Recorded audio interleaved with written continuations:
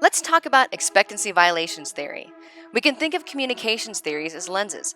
They provide a way to look at human interaction. Well, expectancy violations theory provides us a lens through which we can examine the messages transmitted through personal space in our everyday interactions.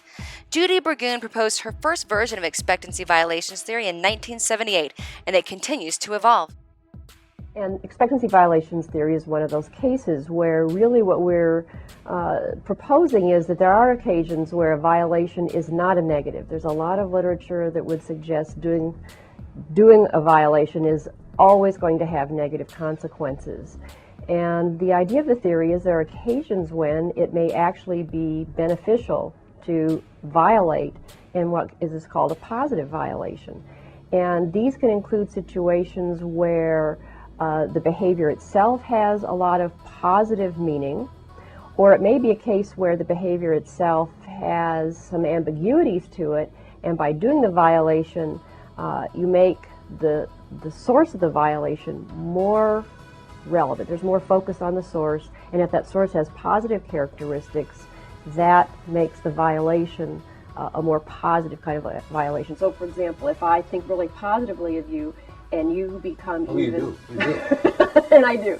And I am engaged in an interaction with you, and you become even friendlier than I had expected. I might, in this case, become even more aware of what you're doing, be aware of all of your wonderful, sterling qualities. And as a result of you doing the violation, I am actually more favorably disposed to you. I might be more persuaded by you. I might better remember what you had to say. I might even think of you as more credible than if you had gone along. Here's a brief overview. In 1976, Judy Burgoon proposes and publishes her precursor of expectancy violations theory, let's call it EVT, in Human Communication Research. It's called Toward a Theory of Personal Space Expectations and Their Violations.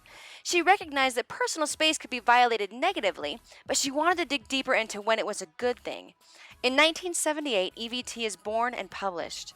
Judy and her colleagues continue to revise, grow, and adapt EVT even today. So what exactly inspired EVT? Proxemics, personal space.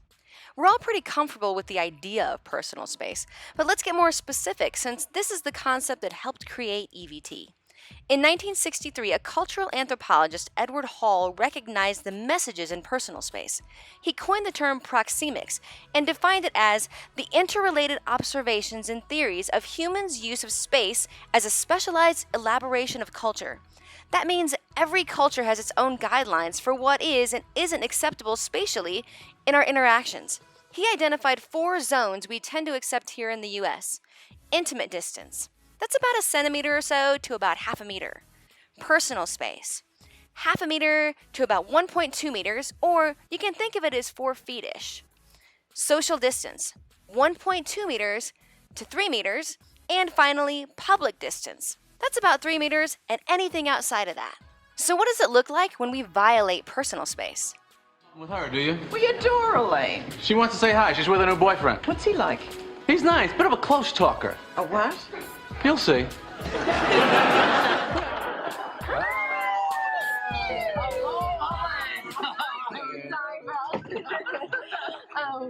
This is Erin. Hello, Aaron. Hello, Aaron. So how long are you folks in town? 3 more days, and then we're off to Paris. We're going with the select charter group. I love France. I was just there last year. In fact, you know, I still have an envelope full of French francs. I'll give them to you. We can't take money. Oh, no, it's a gift from us. Oh, that is so nice, Erin. Isn't he nice? So listen, has Jerry been showing you a good time? No, I haven't. You know, I have a friend who works at the Metropolitan Museum of Art. How'd you like a behind-the-scenes tour? Really? You could do that? Easily. It wouldn't be any trouble? Of course not. When could we go? How about right now? I'm ready. Are you sure? Yes. Okay, let me get my coat. Elaine, what do you say? Well, I don't think so, Erin. I have plans. Oh. How about you, Jerry? I'm swamped. You sure? You can examine the artwork up close. Maybe I'll try and catch up with you. Oh,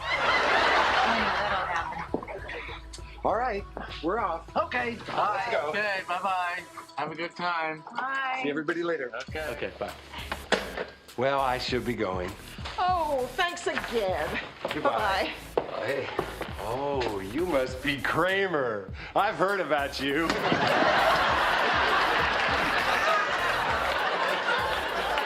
Hey, you must be Aaron. I've heard about you. We'll see you later. Yeah. What are the core concepts of expectancy violation theory? Let's take a look at two: expectancy and violations. Expectancy. It's what people predict will happen rather than what they desire. Burgoon identified three key concepts: context, the setting of the conversation. It can be influenced by cultural norms. Relationship factors: similarity, familiarity, liking, and relative status, meaning the type of relationship. Communicator characteristics: age, sex, place of birth demographics, physical appearance, personality, and communication style. So, what do you think Kate's expectations are for this meeting with her new banking client? Oh, hello, Catherine. Good to see you. I didn't know you were dropping by. You asked me to come over. Did I? Are you reading the dictionary? You caught me. I like to break a mental sweat, too. Grab a chair. So, I trust everything's going swimmingly with our acquisition of Average Joe's. So far, yeah. I mean, there's a lot to do over there, so I should probably get back. That is a really interesting painting. Oh, thank you. That is rich. A real sauciness that I find extremely attractive. We should mate. What?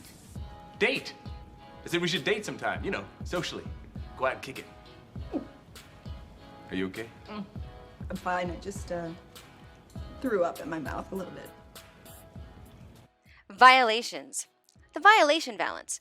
It's the perceived positive or negative value assigned to a breach of expectations, regardless of who the violator is. Burgoon asserts that when a behavior has socially recognized meaning, the person communicating can usually figure out whether or not to go beyond expectations. If it's a positive violation or valence, you can go further. If it's a negative violation, do less. Yeah, you know, in some cultures, they only eat vomit.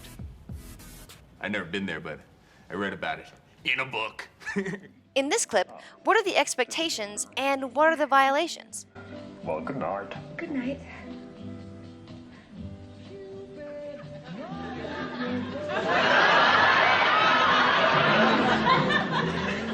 Got the camera. Would you mind taking the two of us